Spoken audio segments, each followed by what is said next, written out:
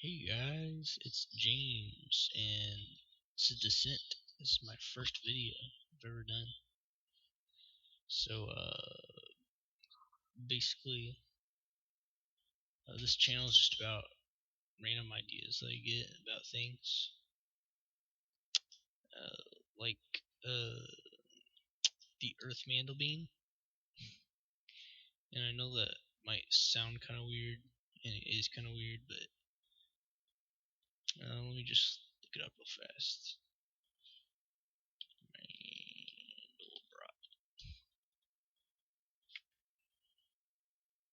Yeah, you see this?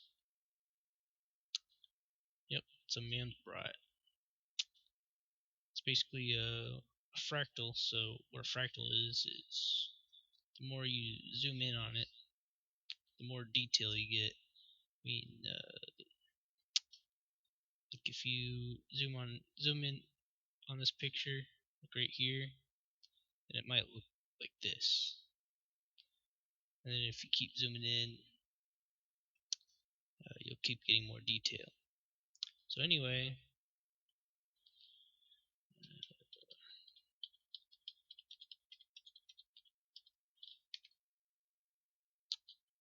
let's see if I can find a picture of this.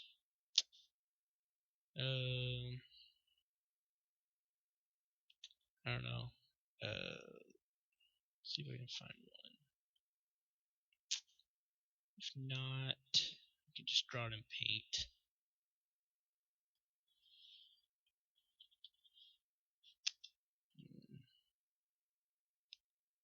Alright, I hope you guys can see this. So basically, wow, that's pretty straight. Okay, here's a mug. Here's the bottom of the mug.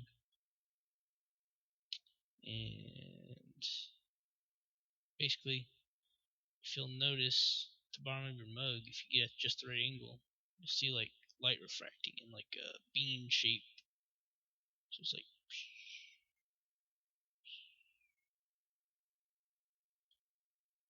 then here's a top down look at it. So it should look something like,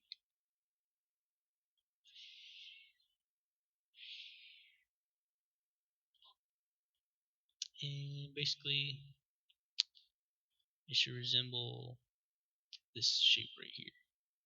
That's just light refracting. That's just what happens in nature, basically.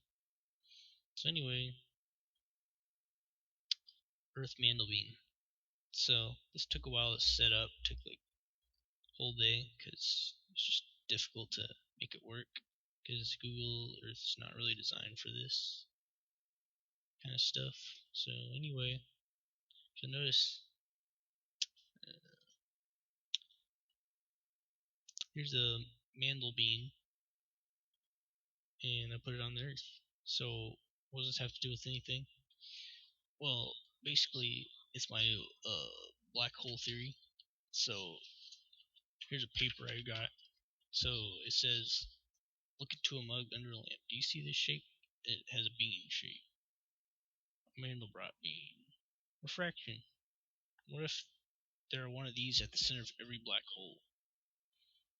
So basically, my theory is that, scientists, they're struggling with black holes at the Singularity, and I was just thinking, well, I thought about how light reflects in a mug, and I was like, what if instead of a point at the center, which is the Singularity typically, what if instead it's like Mandelbrot type thing? So basically, what I've done here is if you go right to the South Pole, had to really mess with all these points here. See, it looks kind of messy. But anyway, I had to get all these points to this place right here so that it would most closely match to a Mandelbein thing. I don't even know what you call it, honestly. So yeah, it just wraps around the whole Earth, but I mean, Singularity is a lot smaller than that. So,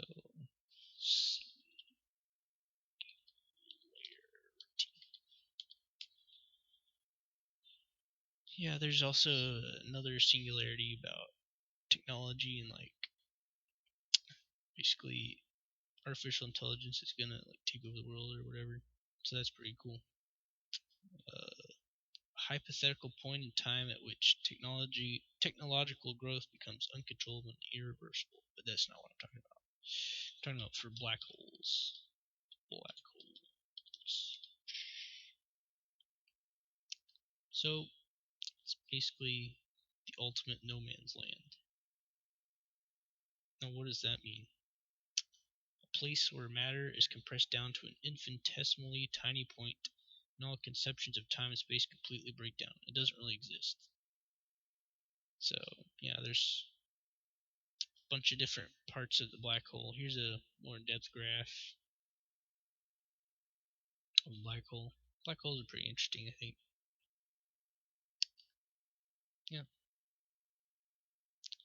So basically, what black holes are just these ultra-massive objects, or I should say ultra-dense objects in space that bend space-time,